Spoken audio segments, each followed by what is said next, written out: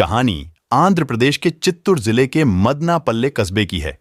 यहां केमिस्ट्री से पीएचडी वलेरू पुरुषोत्तम नायडू एक सरकारी कॉलेज में प्रिंसिपल हैं। उनकी पत्नी पद्मजा गणित में गोल्ड मेडलिस्ट हैं और पिछले 23 सालों से एक कोचिंग सेंटर चला रही हैं।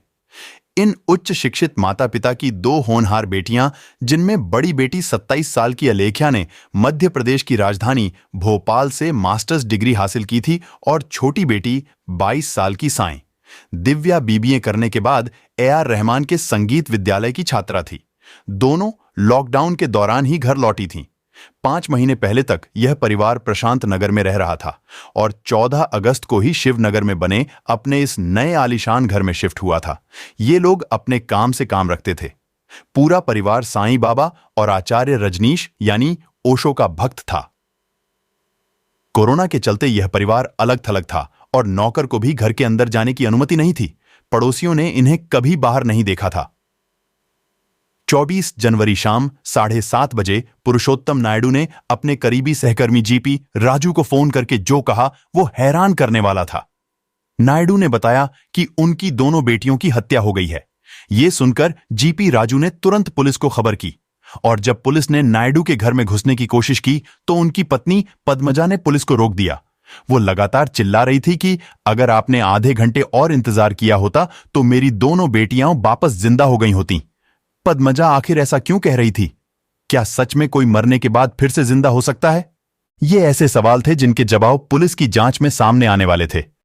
पुलिस वाले जब अंदर गए तो वहां की हालत देखकर उनके होश उड़ गए। 3 मंजिला घर के पहले माले में बने एक कमरे में बड़ी बेटी अलेख्या का शव पड़ा हुआ था। छोटी बेटी साईं दिव्या की लाश। दूसरी मंजिल पर मिली दोनों लाशें लाल कपड़े से ढकी थीं। पुलिस के सामने इस समय जो दृश्य था उसे देखकर सभी सकते में थे। लेकिन दोनों लड़कियों के माता पिता पुरुषोत्तम और पद्मजा के चेहरों पर तनाव नहीं दिख रहा था। पुरुषोत्तम सोफे पर समाधि की मुद्रा में बैठे हुए थे और उनकी पत्नी बिस्तर पर बैठकर दीवार को देख रही थी। पुलिस ने उनसे पूछताछ की और उसके बाद जो कहानी सामने आई उसे जानकर आप भी सन्न रह जाएंगे। असल में इस दुखद हत्याकांड के पीछे का कारण मानसिक बीमारी थी जो पद्मजा को उसके परिवार से और अलेख्या को पद्मजा से विरासत में मिली थी। दिव्या खुद को कालिका समझती थी और अलेख्या को यह लगता था कि वो पिछले जन्म में अर्जुन थी। वो अक्सर अपने पिता पुरुषोत्तम नायडू से कहती थी कि कॉलेज में पढ़ाना तुम्हारा काम नहीं है, तुम्हें युद्ध की अगुवाई करनी है। अलेख्या सोचती थी कि वो सबसे अलग है और यही विश्वास उसने अपने परिवार के लोगों में भी जगाने की कोशिश की।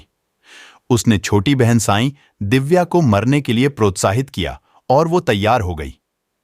पिता, जिन्होंने शुरू में इस विचार को गलत बताते हुए इसका विरोध किया था, अंत में वो भी उसका हिस्सा बन गए। मानसिक बीमारी के चलते ये विचार पूरे परिवार पर हावी हो गया कि वे सब मरकर अगले दिन वापस जिंदा हो जाएंगे और फिर पूरी दुनिया उनका ये चमत्कार देखेगी। इसी के चलते पद्मजा ने 24 जनवरी दोपहर लगभग 2 बजे छोटी बेटी साईं दिव्या को दूसरी मंजिल पर डंबल से मार दिया था। बड़ी बेटी अलेख्या को मारने वाले भी उसके माता पिता ही थे। अलेख्या की मौत शाम 4 बजे हुई थी। इसके बाद पुरुषोत्तम और पद्मजा को भी मरना था, लेकिन तभी पिता को यह एहसास हो गया कि उनकी दोनों बेटियां मारी जा चुकी हैं और वे अब कभी वापस नहीं आएंगी। इसके बाद शाम 7:23 बजे पुरुषोत्तम नायडू ने सारी बात फोन पर अपने करीबी सहकर्मी जीपी राजू को बताई। जीपी राजू ने तुरंत पुलिस से संपर्क किया। पद्मजा को अभी भी यह समझ में नहीं आया था कि उसने अपनी दोनों बेटियों को हमेशा के लिए खो दिया है। वो कह रही थी कि अलेख्या और साईं दिव्या सूरज उगने के साथ ही जीवित हो जाएंगी। पुलिस ने दोनों को गिरफ्तार किया और उनकी मानसिक हालत देखते हुए इलाज के लिए मनोरोग केंद्र भेजने की सिफारिश की।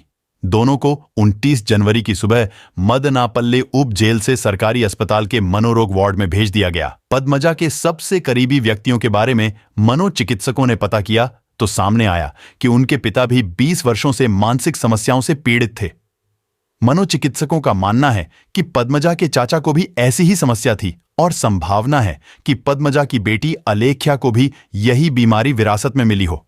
पद्मजा अभी भी कह रही थी कि मेरे बच्चे वापस आ रहे हैं, मुझे घर जाना होगा। वहीं पुरुषोत्तम नायडू रोए और उन्होंने डॉक्टरों से बात भी की। आज की इस कहानी के बारे में अपनी राय कमेंट करके जरूर बताइए। ऐसी ही अपराध की सच्ची कहानियों के लिए हमारे YouTube चैनल को सब्सक्राइब कर लीजिए और कमेंट बॉक्स में कमेंट जरूर लिखें। धन्यवाद।